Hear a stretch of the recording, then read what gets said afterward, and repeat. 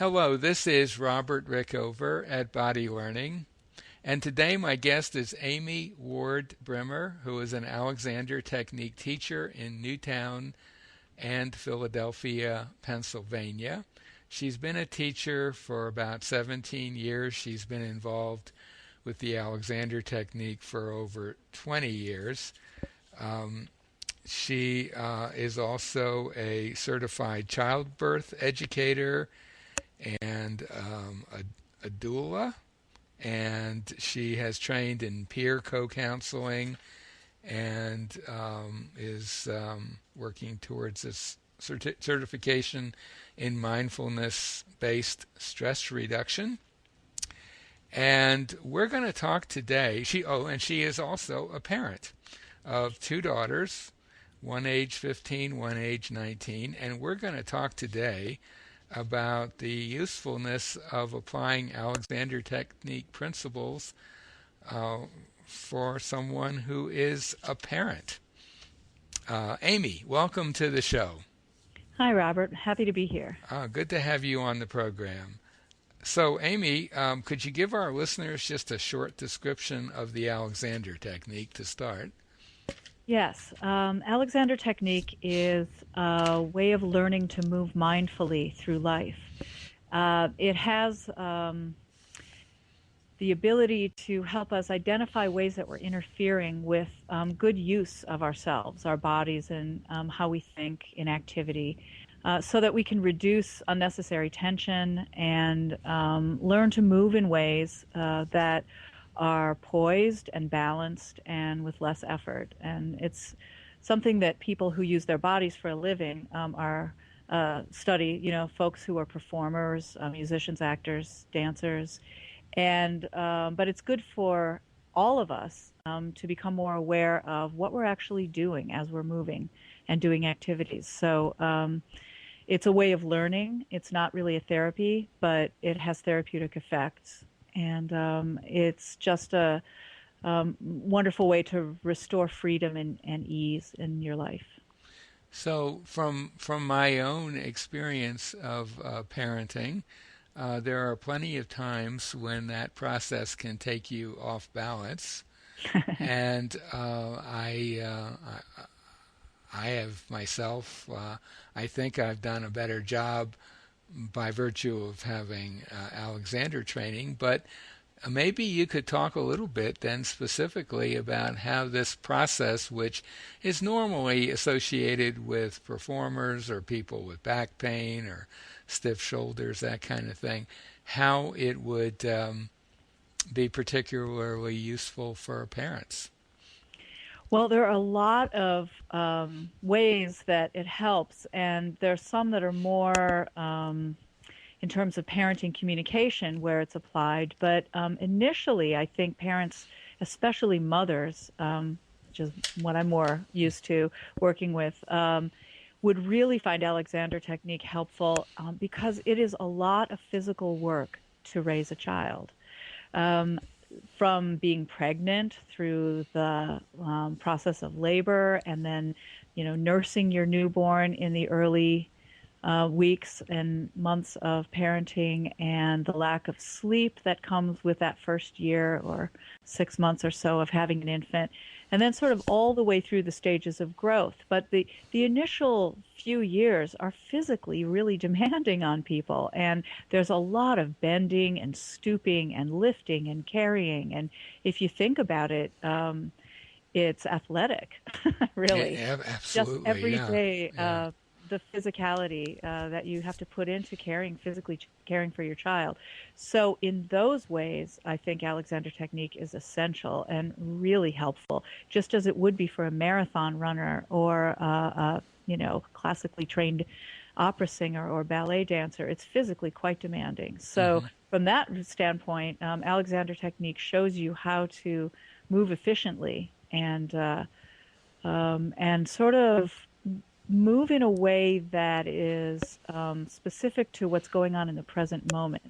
And so then that's the other side of the parenting coin, I would say, where Alexander Technique has been very helpful for me in Alexander Technique teaches you to become more aware in the present moment, mostly by slowing down, stopping, and noticing, and then making a fresh choice at any moment. Mm-hmm. And so, as a parent, your children, as you said in the beginning, it could throw you off balance. And I think that's actually the beauty of having children is they do challenge you in a way that where you need to be very present with them and not.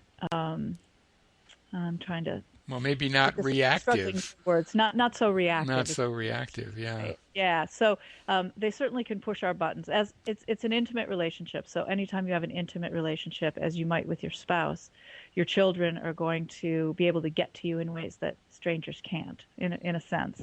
And so Alexander Technique helps when you want to react to your child throwing a tantrum, for instance, in the Mm-hmm. grocery store, which they always pick public places for that sort of behavior. I've noticed.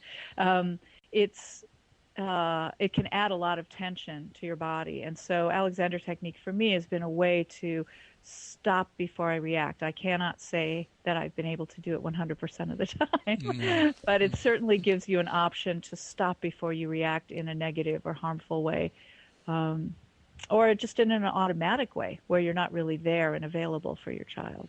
Right, right. And maybe you could return for a moment to the question of pregnancy and childbirth.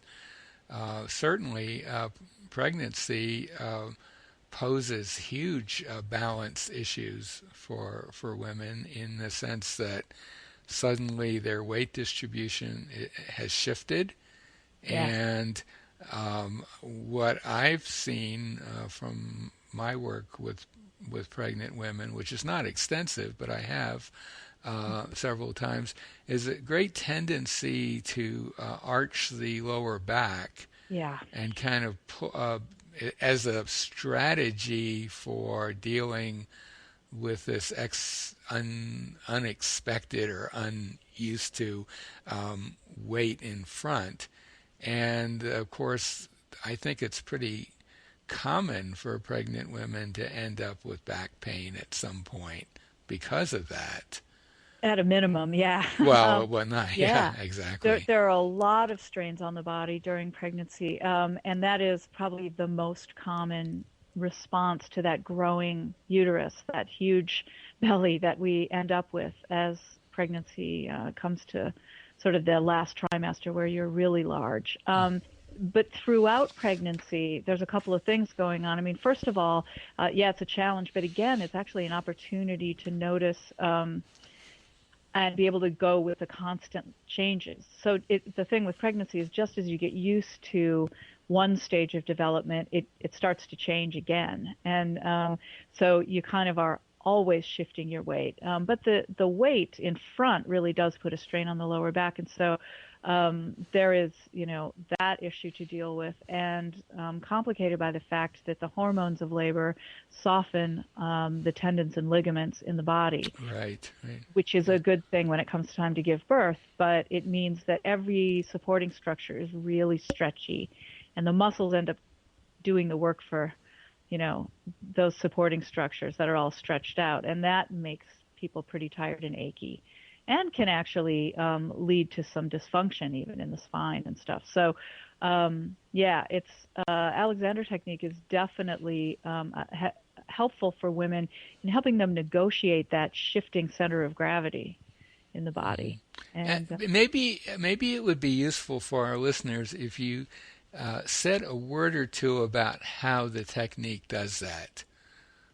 well, there's a couple of ways that a teacher could show a pregnant woman how to regain that balance. And one is looking at how the head weight is balanced at the top of the spine. So although all the activity and the action is about, the lower part of the body and the shift of the pelvis and the, weight on the back, freeing the other end of the spine, which is really the hallmark of Alexander's work. One of his great discoveries was that when the head weight is properly balanced at the top of the spine, much else in the body will automatically reorganize itself. And so in pregnancy, to be letting the upper body find that poise and freedom, I have found often then helps a woman find that grounding at the other end, where legs and feet then shift a little bit how they're supporting the pelvis. So there is that classic Alexander freeing the neck to find that head balance that makes a huge difference. And that's something, just to interrupt for a second, that's something that a student of the technique can learn to do for themselves. And so Absolutely. they can, it's not just that you would come to an Alexander teacher and he or she would show you a better way to be in balance at that moment, but of course a week later everything has changed. Uh-huh. You actually can develop the skills to adapt to whatever comes down the pike at you, really. Yes, and actually that's the experience in the lesson is showing yourself in a sense, guided by the teacher, but showing yourself how you can bend and reach for something. For example, it's difficult to negotiate that with a huge pregnant belly. But also, I work a lot, and I know many Alexander teachers who work with pregnant women work a lot with them on squatting and learning to prepare for labor in that way. And there's a real specific procedure in Alexander technique called the monkey or monkey bending. And so that actually is something that's very specifically helpful for women. And so the lesson becomes for the student, oh, I see a different way to do it, and I can feel immediately the release in my lower back when I move this way rather than that way. And then they take that home. And then when they're bending over to pick up the laundry basket, Hmm. yes, I can do it differently now. Right, exactly. And then, as you say, that ability can carry right over into childbirth itself, right? Yes. And then that's really, from my own experience, I was saying this before when we were chatting earlier, that I'm lucky enough that when I was pregnant for the first time, I'd been studying Alexander Technique. I've been taking pretty regular lessons for about 3 years.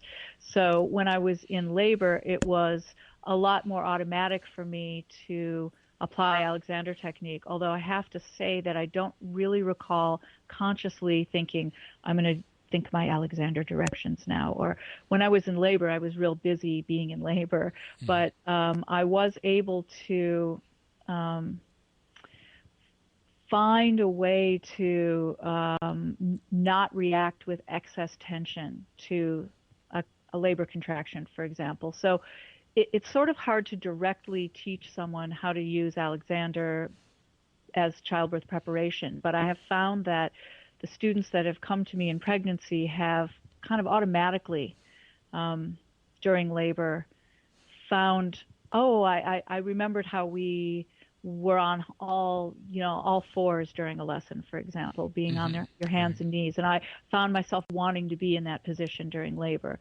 So it wasn't so much that, it's pretty hard during a contraction to do anything other than just have that contraction. Yeah, Uh, I but would imagine. indirectly, I think that taking Alexander lessons sets people up for intuitively going into positions that are more comfortable and more supportive and not fighting with the labor as much. Right. So I think in that sense, it's very helpful as a preparation for labor and certainly useful. Hmm. I don't know And how free my neck was, though. well, probably freer than it would have been. That would be my guess That would be my guess if as you well. hadn't Yeah. had lessons. Yeah. Well, returning now to parenting and even into the teenage years, I or earlier as well. I would think that it's been my experience a bit, although I don't know. I got pretty reactive at times, but Mm. one of the things that you do uh, start to learn when you take Alexander lessons is that the way you organize yourself physically and mentally does get picked up by people around you and certainly by children who are around you. Yes. And so to a certain extent, if you're really applying this well, and this is not going to be not going to work perfectly every time, but if you can genuinely remain calm in the face of a little onslaught from one of your kids, to some extent it diffuses their stuff, and I think that's a pretty useful thing in terms of bringing up kids. Yes, I actually I've found that to be the case, and I think that I've learned more from my children about applying the Alexander technique than any other situation in life, Yeah. essentially, in the sense that, as you said, the daily little onslaughts, and sometimes they're bigger than others, and we're not perfect parents, but we're good enough, right? But within that good enough, remaining as calm as possible, or when they were really little, I would literally put myself in a timeout. I would, if it was safe, I would actually leave the room where I was starting to become reactive and try to get centered and not be quite so caught up in the drama, as it were. And so, yes, I think, and especially with teenagers, I've seen, with my teenage kids, their use of themselves really seems to go south at that age. The younger the child is, the better it is for the parent to watch the child. So between the age of birth and say 5 years old, 4 or 5 years old, they have really wonderful use. And I was actually training as a teacher while I had a 2-year-old at home. So it was great. I could actually see what it was I was trying to regain in myself. But as they age and as they hit adolescence, I start to see both in my own kids and their friends that they get real slouchy, and they have this sort of seemingly, disregard for any kind of good use of their bodies, and they're real pulled in.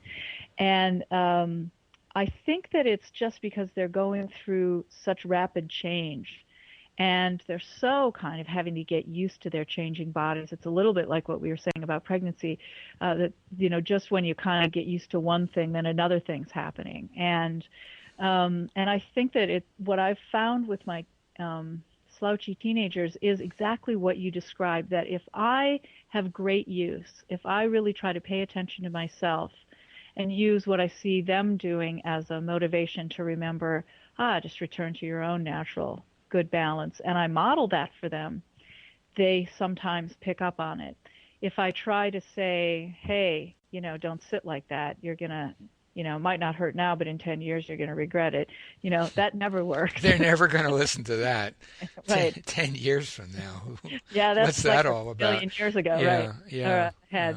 Well, So, I mean, it is generally true. I mean, just speaking very generally, that children often mimic whatever patterns of posture and movement their parents have. They're usually the people that they're around the most. And even though, yes, I'm sure, they might get into that slouchy mode as teenagers, I think it's probably true that they're getting into it in a less dramatic way than they might if they were around a parent who, him or herself, was also displaying misuse patterns. I mean, it's not something that there really haven't been any studies on that, but to me it just seems logical that the better the use of the parents, the less likely the children are to get into extreme versions of that teenage pattern that you're talking about. I hope that's the case. Yeah. It's a little bit like how my use improves dramatically when I go to a workshop with other Alexander teachers. Exactly. Yeah. Amy, is there anything we haven't touched on that you'd like to add before we come to a close? Well, we've kind of run the gamut, and it's sort of hard to, in a short amount of time, talk about the many uses of parenting. I would just really encourage folks to think about early intervention with themselves. If you're thinking about getting pregnant, take Alexander lessons. If you are pregnant, investigate taking some lessons. If you've got little ones at home, this would be an ideal time to take Alexander lessons, Mm-hmm. and Mm-hmm. it's never too late.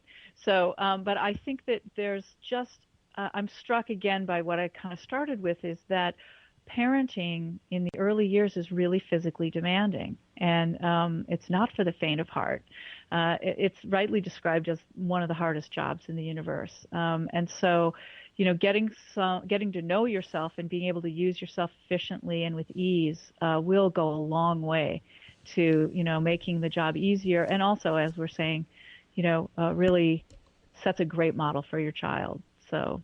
Well, maybe that's a good place to bring our conversation to an end. My guest today has been Amy Ward Brimmer, an Alexander Technique teacher in Newtown and Philadelphia, Pennsylvania. And if anything that we've been talking about intrigues you, we'll put a link to her website by the interview. And if you live in the Philadelphia area, you can contact her. We'll put a link also to a website that will give you a lot more information about the Alexander Technique in general and will enable you to find a teacher anywhere in the world. Amy, thanks so much for this. Thanks for having me. It's great talking to you, Robert.